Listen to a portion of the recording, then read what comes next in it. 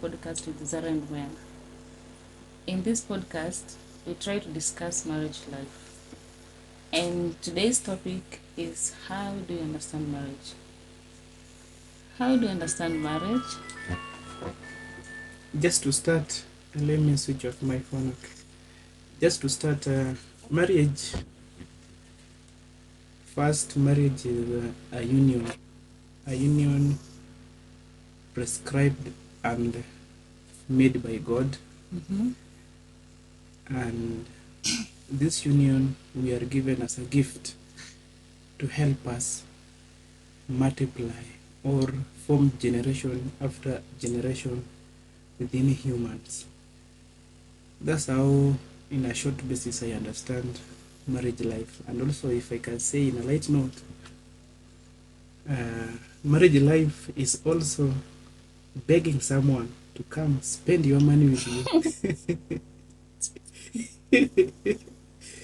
She gives birth to some small friends. Really? Finish all your money. Why does but say that? but in a serious note, marriage is a union between two people, a man and a woman, not like we find nowadays men marry men or women marry women. According to how God wants us to marry, we should marry, a man should marry a woman and a woman should marry a man. That's how I see or I understand marriage. Okay. I also agree with it. You yourself, how do you understand marriage? Before you go even to the second question, unadhani marriage iko aje? Okay, according to me, somehow the same the way you've just said, because marriage is supposed to be a man and a woman, a woman and a man, not a woman and a woman and a man and a man. Uh, that's according to religion ama nini, Yeah, religion.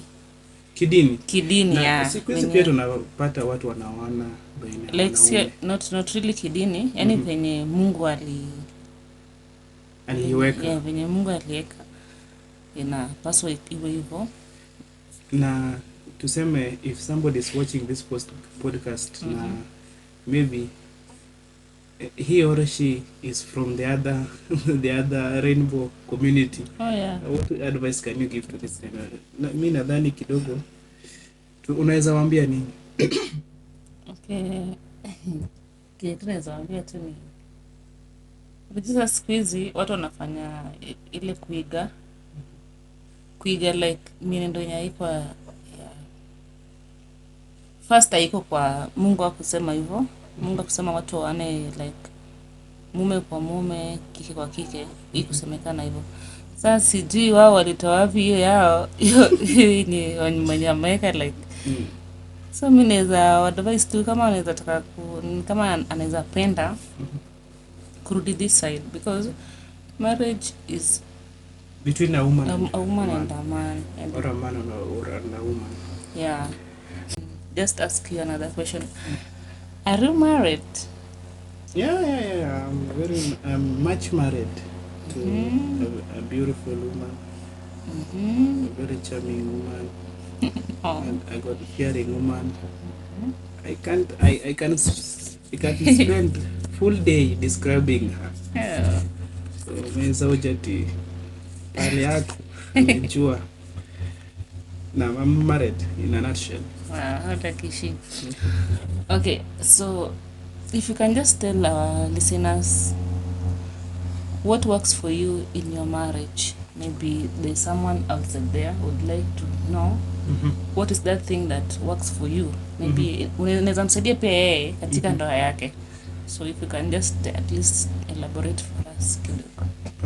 Thanks so much. Me, what's worked for me, if to say true is marriage. In marriage, what matters more, I can say, is understanding, respect. Understanding each other works best for me because I am lucky. I married a woman who understands me and I understand her. And also, respect between us must. That's a must. There's no compromising. A man to respect the wife, and the wife to respect the man. It is a two-way traffic. Yeah. So the main thing there is respect or understanding.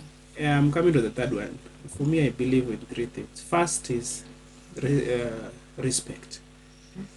Second is understanding. Then love comes the third, because without love also kidogo inaleta changamoto. Mapenzi lazima iwe katika ndoa. Yeah, clearly.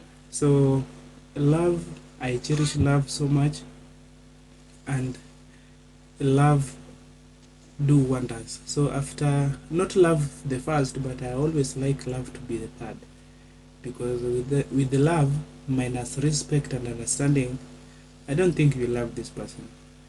And if I may add, part 4, which is not, is also important, called friendship. I believe too, in a marriage, it should not be just stiffly marriage. Of course, it is good, but a bit of friendship should be there. Like before, like if I can just add, like friendship as in you take your spouse as your best friend, you're free, you can discuss. That's communication. That's what I'm talking about, because your friend, you discuss things which are not even marriage based. True. You see, I can have a business idea, and if you are not my friend, I will not tell you. But if you are my friend, it makes it easy for me to tell even my personal issues that affect me. Sometimes as a man, I go out there, I hustle, coming back, maybe I've found, let's say, things that are not pleasing to me. So if I can pour them all to you, it makes it better, because friendship within marriage helps in communication. Okay. And also, I was forgetting the part of communication. That's very important. Also, communication works better, because if you have issue, instead of keeping mum, you communicate. Then know how to communicate, when to communicate, And how to communicate. Because maybe I'm annoyed. Then if in case I'm annoyed and I need to pass a message, I should know when and how to communicate this message to her. I can keep, tuseme, naweza tulia kidogo, hasira ipungue ndio ni yeah. So that's basically what works for me in a marriage. So I don't know if your side you have another Yeah, and if I can just add, and about in marriage pia, about you venye umesema communication and friendship. So pia kuna hiyo dating, like you should be like girlfriend and boyfriend. Yeah, you're also dating life, so zingine mnaenda out at least. Tunaona sasa sasa ile ndio sasa at least to spice, yani hizo sasa ni zile za to spice marriage. Yeah, See? I concur with that. You should go some outings, you see, because there are some things, it is boring if you are just in the house 24/7. Yeah, I agree. You can go for vacation if you can afford so. Another question, I think it's the last one for today. Kama naweza kurudisha tu pale nyuma kidogo, kabla ndio kabla uoe, ni nini hicho ulikuwa unakitafuta katika mwanamke ambaye ungependa awe bibie? Bibie. When I was still a youth man. Yeah, ndio ulikuwa unataka kuingia. Sasa hiyo kuna ile maisha ya youth, na sasa kuna ile maisha ya youth, but now uko kwa hiyo time like I want to get married. Okay. Ile so shamua. So ni nini ulikuwa unatafuta katika na katika msichana ulikuwa unataka kuwa bibia? Na kama ulikuwa unatafuta, je, ulikipata? Yes. Na kama ulikipata, sorry, na kama ulikipata, ni nini hicho ulifanya ukakipata? Of course, to search for a woman, first you engage the Most High. According to my religion, we are advised you do some istikhara and you pray. after prayers of course this mtume wetu pia kidogo salawatu wasalama ametuambia tafuta, kuna mambo manne mwanamke she's married based on four principles, and the best one is deen. So first in my mind I need somebody who has deen in her. Then number two is, after deen I needed somebody also that if I look at this person I see I don't regret marrying the person. Basically means I needed somebody beautiful. I can walk with you, hold your hands. I feel comfortable walking with you and also showing you to my friends. Not that I've married to my friends, but also mimi napenda vitu mzuri mzuri. Unaona? Napenda vitu mzuri mzuri. So kidogo nilikuwa natafuta mwanamke ako na sura zake, unaona? There you have it. Just before we end, do you have any advice or any closing remark? Yes, just to part short, I would like to advise the people kidogo wenye bado hawajaoleka that marriage is not for every person. Why do I say that? If in case you have not decided on your mind that you want to be married or you want to marry, just know that if you are too big to respect your spouse, stay single. Marriage is only for well trained people, because ukiingia na kichwa kabla hujapitia tuseme mchujo, kuna mchujo za ndoa, bimaana you must know the do's and don'ts before you enter into marriage.